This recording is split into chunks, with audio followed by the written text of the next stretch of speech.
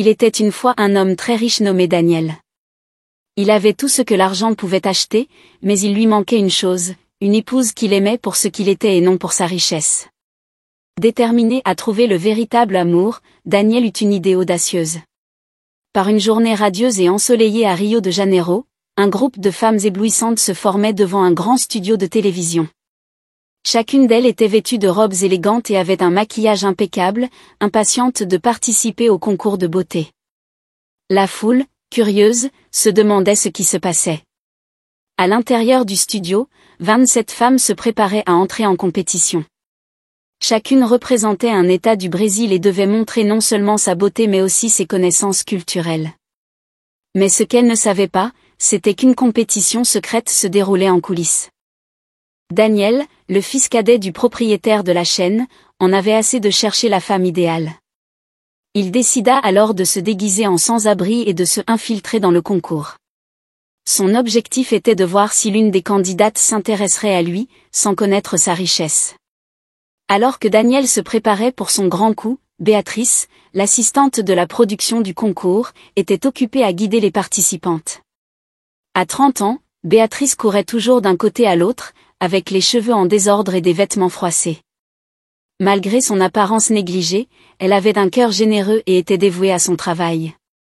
Ainsi, le concours commença, et ce qui semblait être simplement une compétition de beauté était sur le point de se transformer en quelque chose de bien plus intrigant.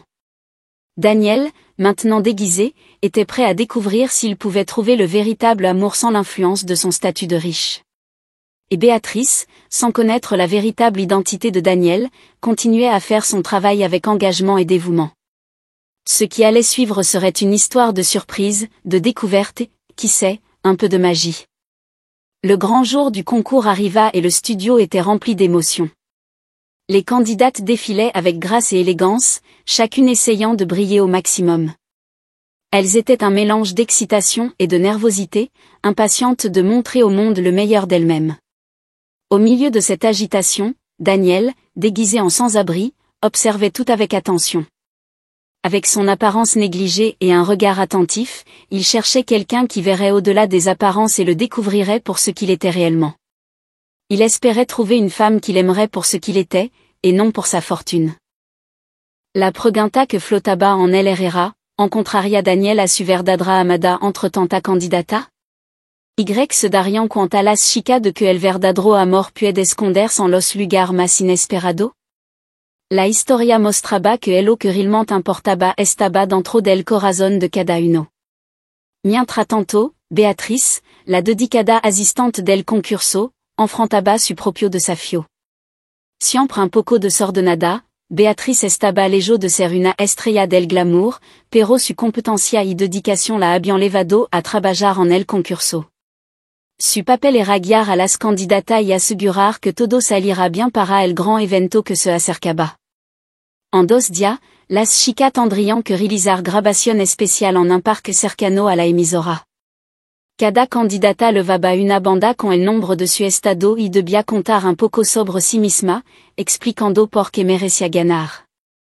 Beatriz intentaba explicar las instrucciones para ellos, pero mucha estaban tan preocupada en compararse con las demás que no prestaban atención a las orientación. No se daban cuenta de que cualquier error podría costar caro, ya que la cámara podía estar filmando en cualquier momento. A pesar del caos, 2 candidatas, Gabriela y Le, se destacaban. Ils prestaban atención, hacían preguntas y se esforzaban por evitar problemas. Beatriz las apreciaba mucho y, en secreto, deseaba que una de ellas ganara la corona. Entre el caos y la competencia, veía un brillo especial en esta dos joven y deseaba que su dedicación y simpatía fueran reconocida. Finalmente, llegó el momento tan esperado. Beatriz, con una eficiencia digna de su reputación, organizó a las 27 candidatas y las acomodó en las furgonetas que las llevarían al parque. Aunque el lugar estaba cerca, era crucial que le garant. Descansada e impecable para la grabación. Nadie quería ver un rostro cansado o ropa arrugada en las cámaras. Pendant ce temps, dans le studio de la chaîne de télévision, Daniel, le fils du propriétaire, se préparait pour un plan audacieux. Il demanda l'aide des spécialistes en maquillage et en déguisement pour se transformer en un mendiant. Son objectif était de voir comment les candidates réagiraient en rencontrant un homme pauvre et de découvrir qui se souciait réellement de lui, et non de sa richesse. Daniel était excité et un peu nerveux à l'idée. Il savait que ce test était important et espérait que la véritable beauté des participantes, celle qui venait de l'intérieur, se révélerait. Le jeune homme, célèbre pour ses photos sur les réseaux sociaux et dans les magazines, voulait quelqu'un qu'il aime pour ce qu'il était, et non pour l'argent de sa famille. Les maquilleurs ont parfaitement réussi le déguisement. Daniel reçut un visage sale et des vêtements déchirés, ressemblant à un véritable sans-abri. Bien que son visage soit encore beau, son apparence évoquait désormais celle d'un mendiant authentique. Pendant ce temps, dans le parc où les enregistrements du concours allaient commencer, la situation était un chaos total. Les candidates se disputaient pour des raisons futiles et Béatrice, toujours en désordre mais incroyablement compétente, faisait tout son possible pour maintenir l'ordre. Elle était occupée à résoudre un problème urgent. Fernanda, une des participantes, avait accidentellement déchiré la fermeture éclair de la robe de Julia avec son sac. Entre le chaos du parc et les préparatifs secrets de Daniel, la journée promettait d'être pleine de surprises et de révélations. Béatrice était habituée à gérer des programmes criminels, honnêtement, elle trouvait que ces jeunes femmes étaient plus compliquées que de nombreux criminels célèbres qu'elle avait déjà rencontrés. Tandis qu'elle essayait de réconforter Julia et appelait une couturière pour réparer la robe déchirée, elle aperçut un mendiant s'approchant des enregistrements. Fernanda fut la première à remarquer l'homme en haillons. Même si elle trouvait qu'il avait un charme particulier, elle n'hésita pas à le traiter avec mépris. « Regardez là-bas, un mendiant traîne autour des enregistrements. Faites-le partir immédiatement », s'exclama-t-elle en pointant du doigt l'homme. Béatrice, déjà épuisée par les plaintes incessantes des candidates, garda son calme. « Il ne fait de mal à personne. Le parc est public et il a autant le droit d'être ici que nous », répondit-elle en essayant de rester tranquille.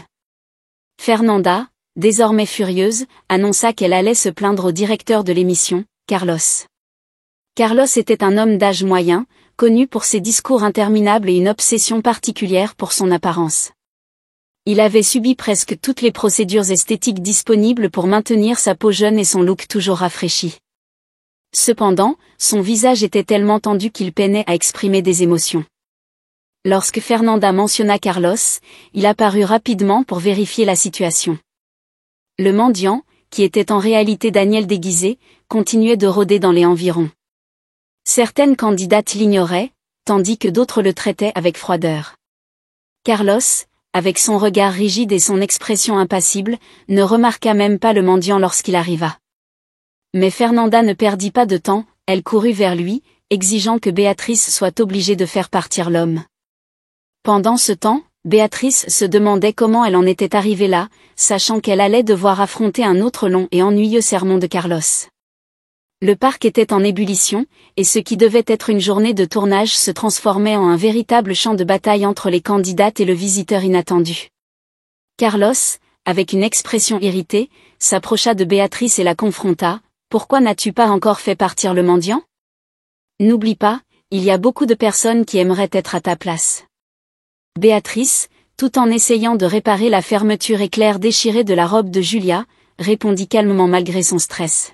« J'apprécie vraiment mon travail, mais je ne peux pas simplement expulser quelqu'un d'un espace public. De plus, il y a beaucoup de journalistes ici. Si nous essayons de faire partir le mendiant, cela pourrait devenir une nouvelle sur les réseaux sociaux. » Carlos, reconnaissant la sagesse dans les paroles de Béatrice, savait qu'elle avait raison. Il se tourna vers Fernanda et lui dit que le mieux serait simplement d'ignorer le mendiant. Pendant ce temps, Daniel, toujours déguisé, circulait parmi les candidates.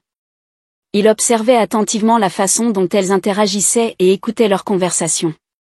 Beaucoup d'entre elles discutaient de choses triviales ou critiquaient leurs concurrentes, ne montrant pas grand-chose de plus que de la superficialité.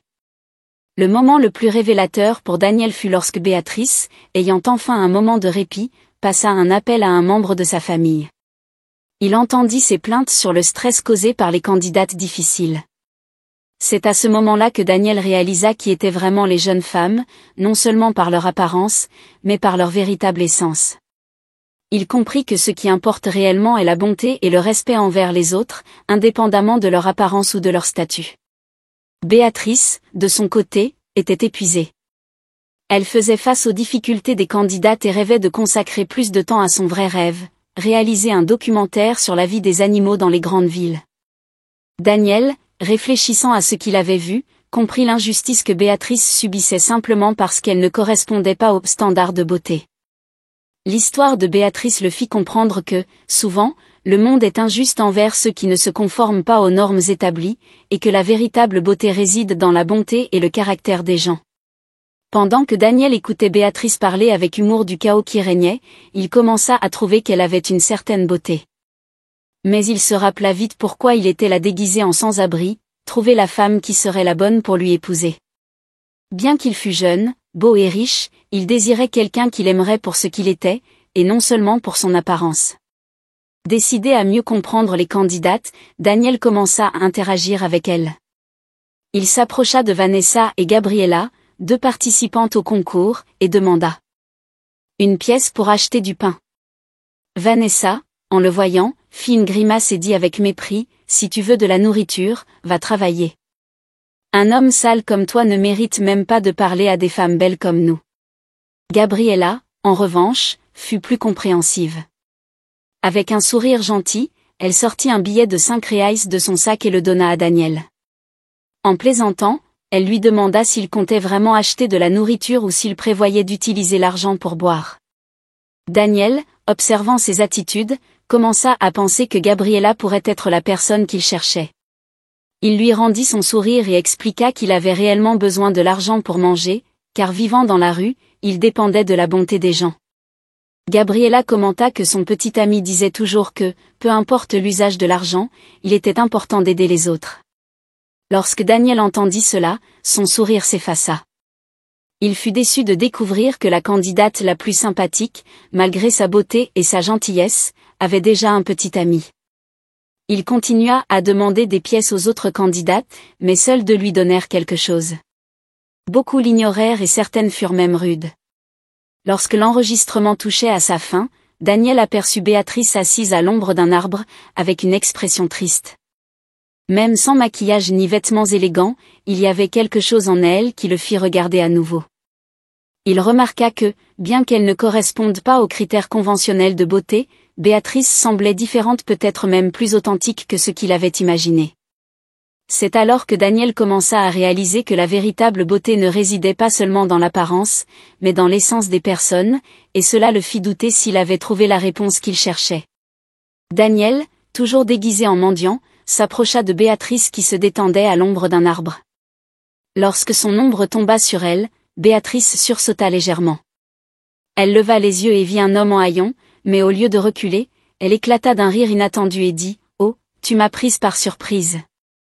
Je pensais que c'était une des candidates qui venait me demander quelque chose. Je suis tellement épuisée aujourd'hui. » Daniel sourit à la réponse décontractée et dit « Désolé pour le choc, j'ai essayé d'être le plus silencieux possible. » Béatrice, pensant qu'il était simplement un sans-abri, continua « Je t'ai vu demander de l'argent aux filles du concours. Je suppose qu'elles n'ont pas beaucoup aidé.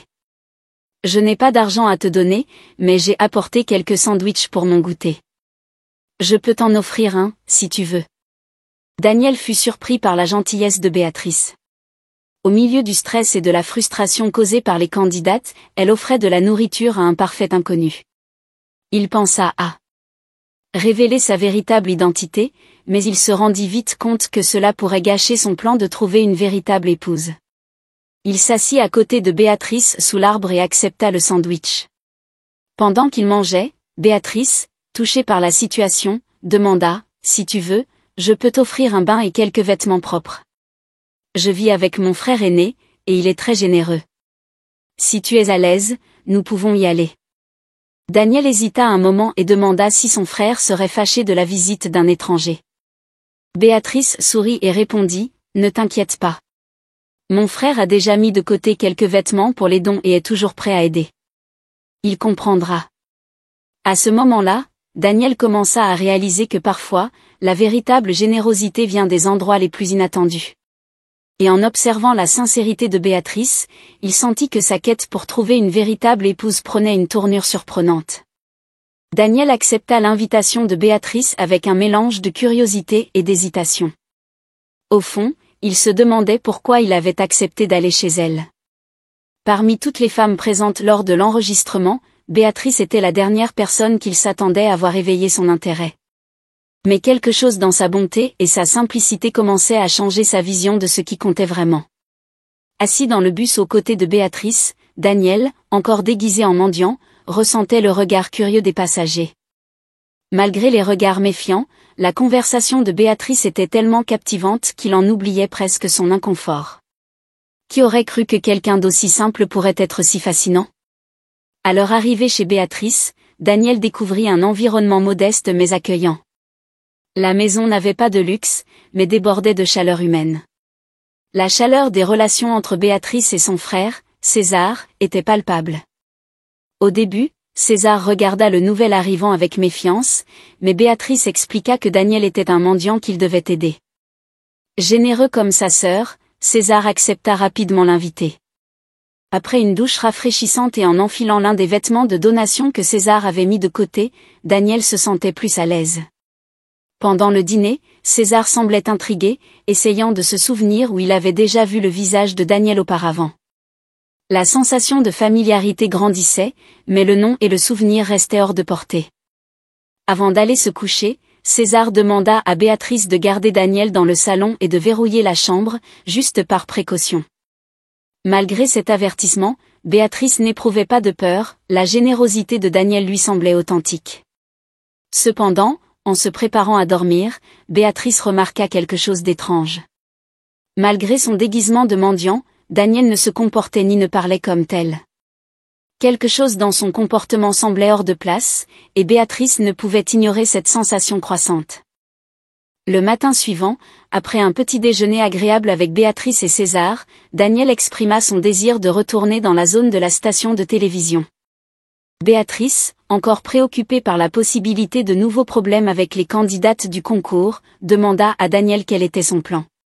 Daniel répondit d'un ton calme qu'il voulait simplement retourner à l'endroit où il avait l'habitude de demander de l'aide. César, qui avait écouté la conversation, offrit une opportunité de travail dans l'usine où il travaillait, pour la chaîne de montage. Daniel accepta l'offre avec gratitude, mais affirma qu'il devait d'abord se rendre à la station.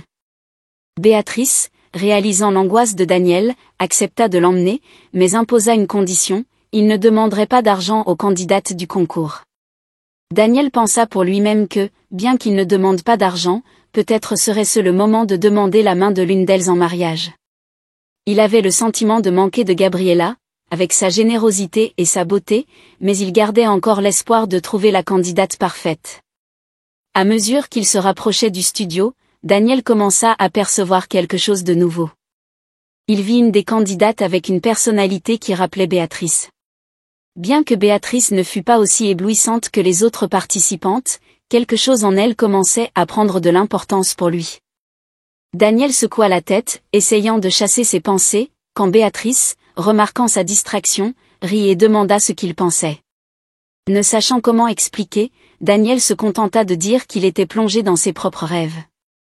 Le bus arriva au point proche de la station, et Daniel, maintenant propre et présentable grâce à l'aide de Béatrice et César, descendit aux côtés d'elle. Béatrice se dit adieu, lui souhaitant bonne chance et lui rappelant l'offre de travail à l'usine. Daniel promettant de la recontacter bientôt. Alors que Béatrice retournait au studio, un nuage de préoccupation planait sur elle. Le projet de documentaire sur les animaux en ville semblait de plus en plus lointain, alors qu'elle luttait pour garder les candidates sous contrôle. Elles avaient désobéi à ses instructions et devaient maintenant retourner au parc pour refaire des enregistrements. Le stress de la journée semblait n'augmenter, rendant son rêve d'un projet documentaire de plus en plus éloigné. Pendant que Béatrice coordonnait les nouveaux enregistrements, son regard croisa une silhouette familière, Daniel. La surprise et la frustration se mêlèrent sur son visage en le voyant de retour, apparemment bien habillé mais dérangeant toujours les candidates. Laura, l'une des participantes les plus attrayantes, murmurait indignement sur le fait d'être harcelée par un mendiant. Daniel, gardant son calme, répondit paisiblement, « je ne fais rien de mal. Le parc est un espace public et j'ai tout à fait le droit d'être ici. Carlos, qui était particulièrement irrité depuis la veille, entendit le murmure et s'approcha, prêt à une confrontation. Cependant, en reconnaissant Daniel, sa voix s'éteignit, laissant place à un regard perplexe. Daniel, craignant que sa véritable identité ne soit révélée, prit l'initiative et déclara. « Je suis un mendiant, mais j'ai le droit d'être ici, tout comme n'importe qui d'autre. Ce n'est pas parce que je suis un mendiant que je n'ai pas de droit. » Carlos, comprenant la situation et essayant de maintenir son autorité, répondit d'un ton brusque mais sans l'agressivité habituelle, « Eh bien, mendiant, vous avez raison, je ne peux pas vous expulser d'un lieu public. Mais j'espère que vous vous comporterez bien et que vous ne dérangerez pas les filles. » Il termina par un clin d'œil exagéré qui fit rouler des yeux à Daniel. Malgré son irritation face au comportement de Carlos, Daniel ressentit un soulagement en constatant que son déguisement restait intact.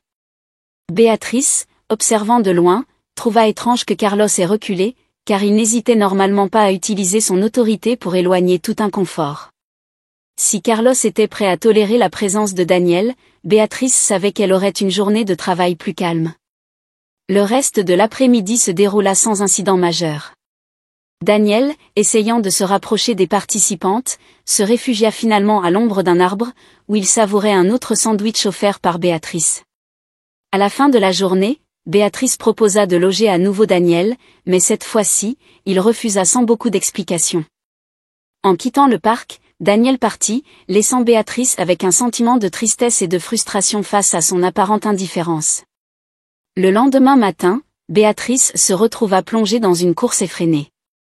Le grand jour du concours approchait, et la diffusion en direct de cette nuit-là la mettait dans un état d'agitation constante.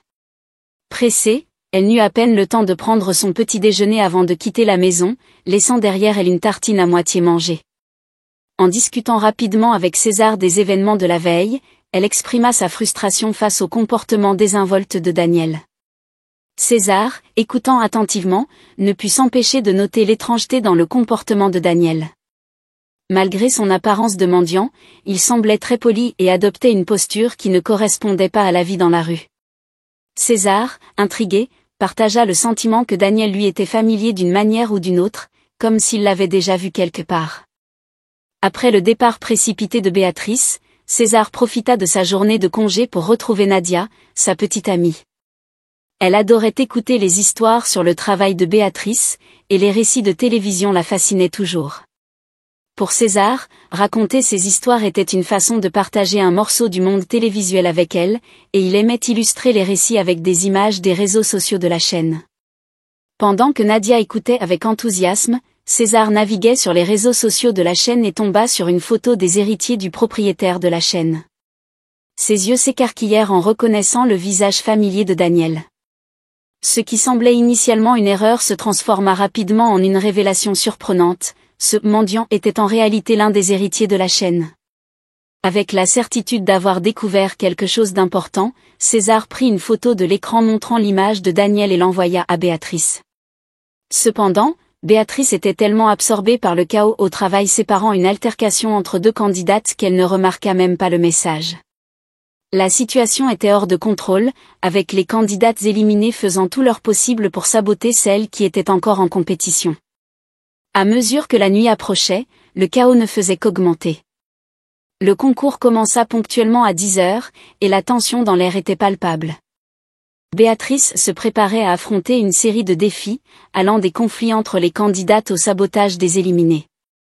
Gabriela et Lay, les candidates sympathiques pour lesquelles Béatrice avait une affection particulière, étaient encore en lice. Cependant, Fernanda, une concurrente féroce, restait également dans la compétition, promettant que la nuit réserverait encore de nombreuses surprises. Enfin, le moment tant attendu est arrivé. Avec seulement 3 candidates restantes sur scène, une annonce excitante a été faite, l'un des héritiers de la chaîne allait monter sur scène pour révéler les grands prix. Les lumières se sont allumées, et Daniel est entré, impeccablement vêtu d'un élégant costume, laissant le public et les candidates stupéfaits. La transformation du mendiant en héritier millionnaire a été un choc, surtout pour ceux qui ne le connaissaient que par son apparence précédente. Fernanda, initialement perplexe, a remarqué la surprise sur le visage de Gabriela et a rapidement associé Daniel au mendiant de la veille. La révélation de Daniel a été accompagnée d'une aura de charme et de sincérité. Il s'est présenté avec un sourire confiant. « Je suis Daniel, et pendant les 2 derniers jours, j'ai été avec vous sans révéler ma véritable identité. » Béatrice, qui observait le programme depuis les coulisses, était incrédule. L'homme simple qui avait séjourné chez elle et avec qui elle avait partagé des moments intimes se révélait maintenant comme un héritier de la chaîne. Bien que la situation ait semblé être une pièce de théâtre bien répétée, Béatrice a ressenti que c'était une leçon sur la façon dont les apparences peuvent tromper. Malgré la déception initiale, elle ne nourrissait aucun ressentiment envers Daniel, au contraire, elle reconnaissait qu'il avait accompli un but plus profond. Sur scène, Daniel a expliqué la raison de son déguisement. Il s'était habillé en mendiant pour connaître véritablement les candidates et observer comment elles réagissaient à sa présence sans préjugés. La bonté de certaines d'entre elles l'a surpris, mais il a également regretté que beaucoup de gens jugent encore les autres sur leur apparence. Avec un sourire, il a révélé les prix incroyables qui attendaient la gagnante, un prix en argent substantiel, une voiture flambant neuve et une bourse d'études pour l'université. La tension dans l'air était palpable tandis que les animateurs annonçaient la 3e place, Avec son élimination, la finale se jouait entre Fernanda et Gabriela. Béatrice trouva curieux de voir Fernanda en finale, surtout compte tenu de son traitement méprisant de Daniel lorsqu'il était déguisé. La présence de Fernanda en finale semblait contredire l'idée même de jugement que Daniel avait promue. Après une courte pause publicitaire, le moment décisif est arrivé.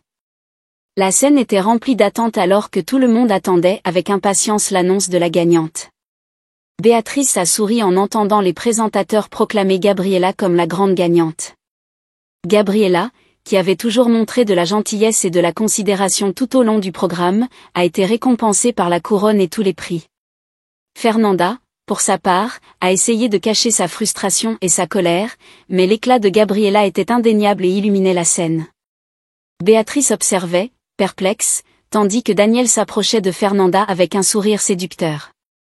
Dans les coulisses, il se murmurait que Daniel était à la recherche d'une épouse et comme Gabriela avait déjà un petit ami, il avait décidé d'essayer avec Fernanda. Le cœur de Béatrice s'est alourdi en voyant cette scène. L'homme qu'elle avait connu dans son moment le plus vulnérable semblait maintenant chercher seulement le superficiel, ignorant toute véritable connexion. Après le concours, tandis que Béatrice se dirigeait rapidement vers le bus, Daniel l'a vu discuter amicalement avec Fernanda. Il a décidé de courir après elle, criant pour la rattraper. Béatrice, frustrée et irritée, essayait de s'éloigner, mais elle s'est arrêtée quand il l'a appelée. « Attends, s'il te plaît. » Daniel haletait en la rejoignant. « Je veux te dire adieu. » Béatrice l'a regardé avec un mélange de colère et de fatigue. « Je me fiche de ce que tu as fait avec le déguisement de mendiant, a-t-elle dit, le regardant fixement. Ce que je ne comprends vraiment pas, c'est pourquoi tu n'as rien appris de tout cela. Daniel la regarda, confus, ne comprenant pas ce qu'il avait fait de mal. Alors Béatrice pointa vers Fernanda, encore proche, et l'expression de Daniel changea. Il comprit qu'elle suggérait qu'il poursuivait la mauvaise personne. Il essaya de se justifier, j'ai réalisé que peut-être je ne trouverai pas ce que je cherche uniquement par la beauté. Mais, Fernanda est vraiment très belle. C'est peut-être une erreur, mais... Béatrice l'interrompit, avec une touche de tristesse dans la voix. Alors tu n'as rien appris de l'expérience d'être un mendiant. Et, sans attendre de réponse, elle s'éloigna, laissant Daniel avec un vide dans la poitrine. Au cours des semaines suivantes, Daniel entama une relation avec Fernanda, mais sa beauté ne parvenait pas à combler le vide qu'il ressentait. Fernanda se plaignait constamment de Gabriela et du fait d'être arrivée deuxième. Chaque fois que cela se produisait, Daniel se retrouvait à se souvenir des conversations et de la bonté que Béatrice lui avait montrée. Les souvenirs de Béatrice, sa générosité et sa gentillesse, contrastaient douloureusement avec la relation superficielle qu'il vivait. Décidé à corriger l'erreur qu'il avait commise, Daniel trouva le courage d'aller au service de journalisme de la chaîne où Béatrice travaillait. En l'observant de loin, il remarqua quelque chose qu'il avait ignoré auparavant, Béatrice était vraiment spéciale. Sa beauté n'était pas seulement extérieure, mais émanait d'une sincérité et d'une profondeur qu'il ne trouvait nulle part ailleurs. Finalement, Daniel s'approcha, déterminé à rectifier la situation. Il savait que Béatrice méritait mieux et voulait faire tout ce qu'il pouvait pour l'aider à revenir au journalisme, le chemin qu'elle désirait vraiment suivre. Ce qui avait commencé comme une erreur de jugement se transformait désormais en une opportunité de réparer le passé et de chercher quelque chose de véritablement précieux. Après la fin tumultueuse du concours, Daniel prit une décision décisive, il se sépara de Fernanda, expliquant que leur différence était irréconciliable.